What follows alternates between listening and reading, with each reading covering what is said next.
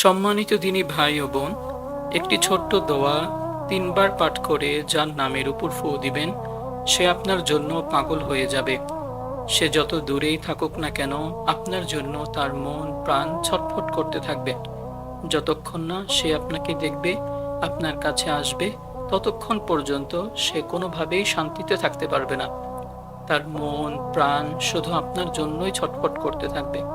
সুবহানাল্লাহ। অত্যন্ত কার্যকরী এবং পরীক্ষিত একটি আমল। এই আমলটি যারাই করেছে প্রত্যেকেই উপকার পেয়েছে। তাই আমি আশা করছি আপনিও যদি করতে পারেন অবশ্যই উপকৃত হবেন ইনশাআল্লাহ। সম্মানিত দিনী ভাই ও বোন, অনেকেই আছেন যাদের প্রিয় মানুষ তাদেরকে ছেড়ে চলে গিয়েছে। আপনি খুব কষ্ট পাচ্ছেন, আপনার মন চাচ্ছে তাকে একটি নজর দেখতে পারতাম, কতই না শান্তি লাগতো। তাকে আপনি হালালভাবে পেতে যাচ্ছেন, কিন্তু কোনোভাবেই সম্ভব হচ্ছে না। সে আপনাকে ছেড়ে চলে গিয়েছে। আমি বলবো এই ছোট্ট আমলটি করুন। আপনি যেই দিন করবেন তার পরের দিনই ইনশাআল্লাহ সে আপনার কাছে ছুটে চলে আসবে। কোনো বাধাই সে মানবে না। সুবহানাল্লাহ।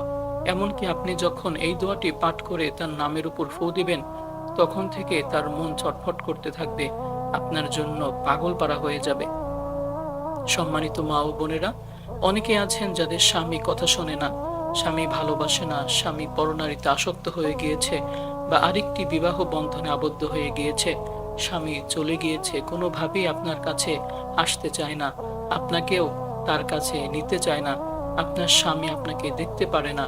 আপনি যদি এই আমলটি করতে পারেন, আপনার স্বামী আপনার জন্য পাগলপারা হয়ে যাবে। আপনি আপনার স্বামীকে যা বলবেন সে তাই শুনবে, উঠতে বললে উঠবে, বসতে বললে বসবে। আপনার কথার বাহিরে সে কোনো কাজ করবে না। সুবহানাল্লাহ। সম্মানিত দিনী ভাই ও বোনেরা, অনেকে আছেন যাদের স্ত্রী কথা শোনে না। অনেক ভাই আছেন, অনেক বাবারা আছেন, স্ত্রী ভালোবাসে না, পরপুরুষে আসক্ত হয়ে গিয়েছে। স্ত্রী আপনার সংসারে থাকতে চায় না, বাবার বাড়িতে চলে গিয়েছে, স্ত্রী আর ফিরে আসছে না। আপনি যদি এই আমলটি করতে পারেন, আপনার স্ত্রী আপনার জন্য পাগলপারা হয়ে যাবে। আপনি তাকে যা বলবেন সে তাই শুনবে। আপনি তাকে উঠতে বললে উঠবে, বসতে বলবে বসবে। আপনি যেভাবে ইচ্ছা তাকে চালাতে পারবেন, সে কখনোই বিরক্ত হবে না। সুবহানাল্লাহ।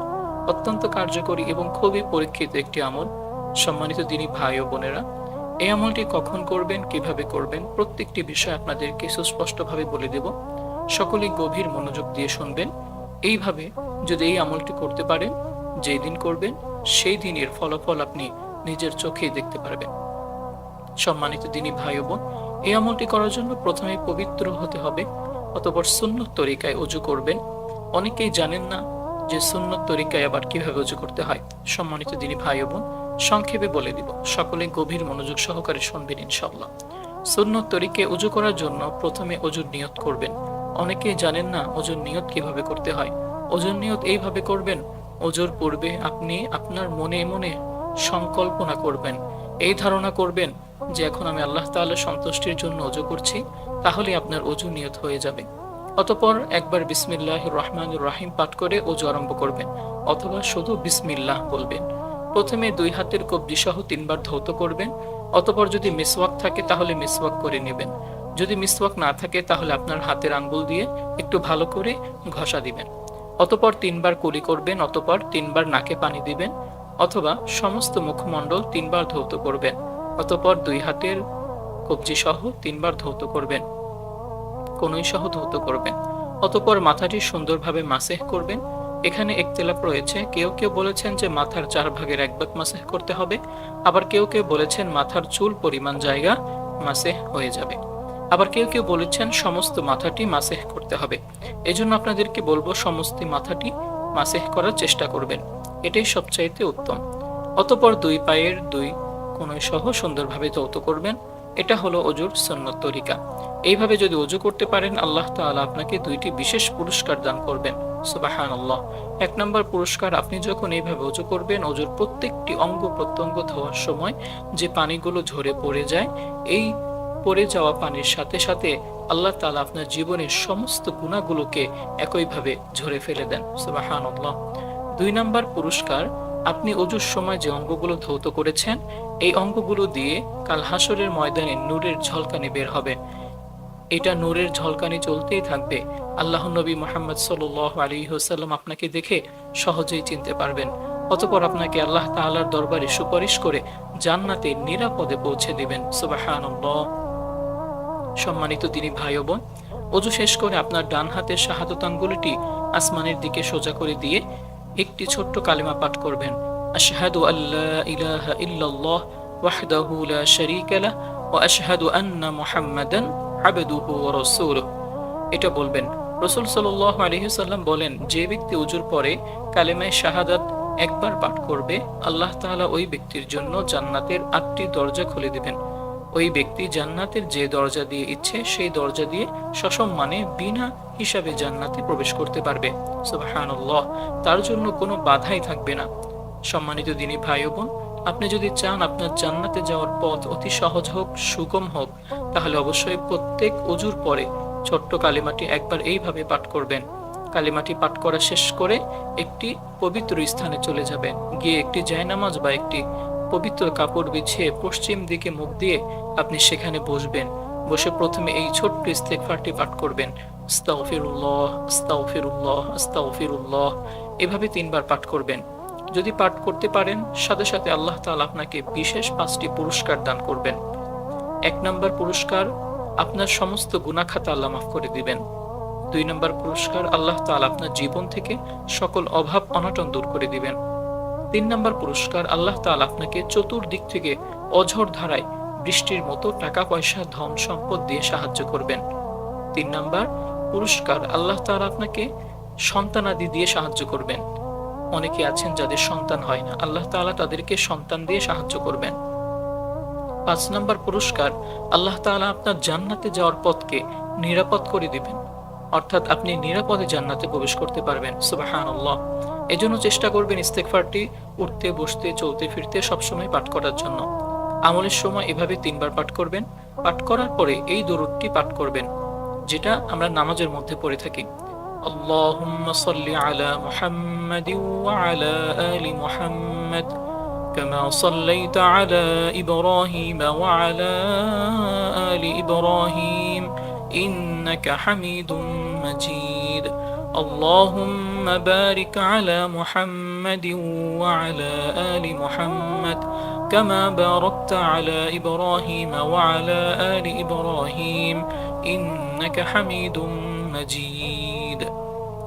যদি এই দরুদটি না পারেন, তাহলে ছোট্ট যে দরুদটি আছে সেটা পাঠ করবেন। সেটা হলো সাল্লাল্লাহু আলাইহি ওয়াসাল্লাম। 3বার পাঠ করবেন। আল্লাহ নবী সাল্লাল্লাহু আলাইহি ওয়াসাল্লাম বলেছেন, যখন কোনো বান্দা আমি রাসূলের উপর দরুদ পাঠ করে, আল্লাহ তাআলা সাথে সাথে ওই বান্দার উপরে আল্লাহ তাআলা 10টি রহমত নাজিল করেন। তাকে বড় বড় 10টি বিপদ থেকে আল্লাহ তাআলা নিজ কুদরতি হাত থেকে হেফাজত করেন। তার মনের বড় বড় 10টি আশা আল্লাহ তাআলা সাথে সাথে পূরণ করে দেন। তার আমলনামায় কমপক্ষে 10টি নেকি দান করেন। তার জীবন থেকে কমপক্ষে 10টি গুনাহ খাতা আল্লাহ তাআলা মাফ করে দেন। সুবহানাল্লাহ। সম্মানিত দিনী ভাই ও বোন, দরুদটি পাঠ করার পরে যে ছোট্ট দোয়াটি পাঠ করবেন সেটা হলো, এইভাবে আপনারা পাঠ করতে পারেন। আউযু বিল্লাহি মিনাশ শাইতানির রাজীম। প্রথমে আল্লাহ তাআলার কাছে শয়তানের সকল কুমন্ত্রণা থেকে আশ্রয় চাইবেন। অতঃপর বলবেন বিসমিল্লাহির রহমানির রহিম। অতঃপর আল্লাহ তাআলার 2টি নামের উসিলায়, রহমান রহিম, এই 2টি নামের উসিলায় আল্লাহ তাআলার কাছে দোয়া চাইবেন, রহম চাইবেন। অতঃপর বলবেন যে ওয়ালকাইতু আলাইকা মাহাব্বাতাম মিন্নি, ওয়ালকাইতু আলাইকা মাহাব্বাতাম মিন্নি, ওয়ালকাইতু আলাইকা মাহাব্বাতাম মিন্নি। এভাবে ছোট্ট দোয়াটি 3বার পাঠ করবেন। 3বার পাঠ করার পরে আবার সেই দরুদটি 3বার পাঠ করবেন, যেটা নামাজের মধ্যে আমরা পড়ে থাকি। দরুদ ইব্রাহিম আপনারা পাঠ করার পরে আপনি যে পাঠ করলেন, আপনি যাকে বাধ্য করতে চাচ্ছেন তার নামটি আপনার ডান হাতের শাহাদাত আঙ্গুল দিয়ে মাটির মধ্যে সুন্দর করে লিখবেন। বাংলায় লিখবেন, মানে হাতের আঙ্গুল দিয়ে আপনি লিখবেন। মাটির উপর লেখার পরে মাটি অথবা আপনার যেখানে বসে আছেন সেখানে নিচে যে কোনো একটা মাধ্যম দিয়ে লিখবেন। নামের উপর একটি ফু দিবেন। বিসমিল্লাহ বলে এইভাবে, বিসমিল্লাহ এইভাবে আপনি ফু দিবেন। ফু ফু দেওয়ার পরে আবার একবার দরুদ শরীফ পাঠ করবেন, যে কোনো একটি দরুদ শরীফ। দরুদ পাঠ করা শেষ করে আল্লাহ তাআলার কাছে দোয়া করবেন এইভাবে: আলহামদুলিল্লাহি রাব্বিল আলামিন ওয়া আল আকিবাতু লিল মুত্তাকিন ওয়াসসালাতু ওয়াসসালামু আলা রাসূলিহিল কারীম। তারপর আল্লাহ তাআলার নাম বলবেন, ইয়াদাল জালালি ওয়াল ইকরাম, ইয়াদাল জালালি ওয়াল ইকরাম। অতঃপর আল্লাহ তাআলার কাছে সাহায্য চাইবেন, হে আল্লাহ, আমি অমুক ব্যক্তিকে ভালোবাসি, পছন্দ করি। হে আল্লাহ, তাকে আমার জন্য হালাল করে দিন, আপন করে দিন, পাওয়ার তৌফিক দান করুন। অতঃপর সে যদি আপনার স্বামী হয়ে থাকে তাহলে বলবেন, হে আল্লাহ, আমার স্বামীকে আমার কাছে ফিরিয়ে দিন।